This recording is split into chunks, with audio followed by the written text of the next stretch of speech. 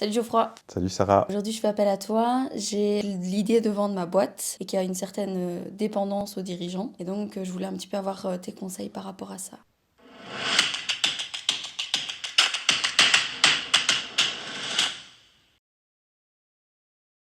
Alors c'est très classique quand on commence le processus de transmission d'une entreprise, de cession d'une entreprise. Un des premiers éléments qu'on regarde, c'est la dépendance de l'entreprise au dirigeant. Dans les PME, elle est souvent fort importante. Le dirigeant, ça va être ce qu'on appelle la personne source. C'est lui qui a créé l'entreprise, qui a occupé tous les postes, qui est directeur commercial, qui est directeur technique. Et donc c'est souvent un problème dans le cadre d'une transmission, c'est qu'il y a des PME qui sont excessivement dépendantes de leurs dirigeants. Alors souvent on me dit oui mais non, la boîte peut tourner sans moi, etc. Donc souvent les gens ont tendance à minimiser ça. Et je pose souvent la question, vous prenez combien de vacances chaque année, combien de mois de vacances? Est-ce que vous êtes capable de partir 2 à 3 mois d'affilée sans prendre votre ordinateur, sans avoir de contact avec l'entreprise?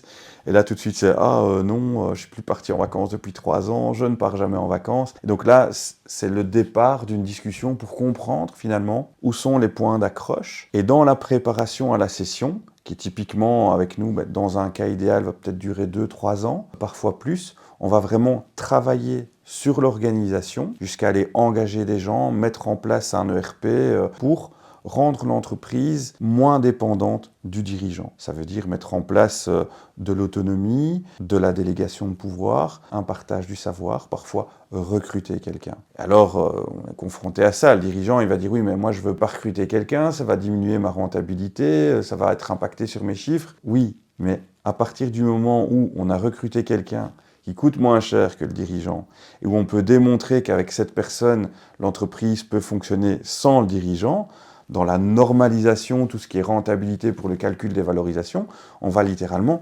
supprimer la rémunération du dirigeant. Donc en fait, même au niveau de la valeur de l'entreprise, on va gagner quelque chose. On va diminuer les risques, et au niveau de la tranquillité pour le repreneur, on va être dans une situation où le repreneur a la quasi-certitude qu'il peut reprendre cette entreprise et qu'elle va fonctionner comme avant et qu'elle va même pouvoir progresser grâce à ce qu'il va pouvoir apporter. Travailler sur la diminution de la dépendance aux dirigeants crée énormément de valeur. Mais quand je dis énormément, c'est énormément.